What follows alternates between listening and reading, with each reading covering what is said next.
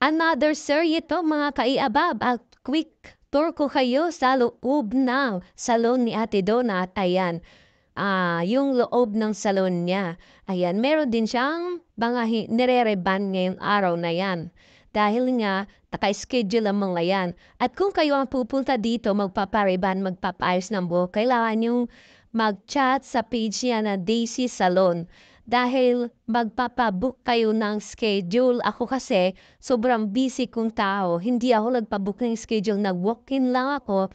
Nagbaka sakali lang ako, okay lang kung uuwi ako o hindi. Kasi nga, hindi ako nag-book ng schedule. Dahil nga, napaka-busy ko. Baka mamaya hindi ko masipot yung schedule.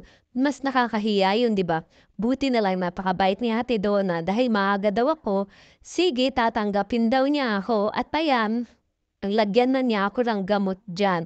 Unang apply dahil nga buhaghag ang buhok natin, dalawang apply daw ang gagawin at nagpa-color na nga din ako. Ang ginawa ay Brazilian reband with color.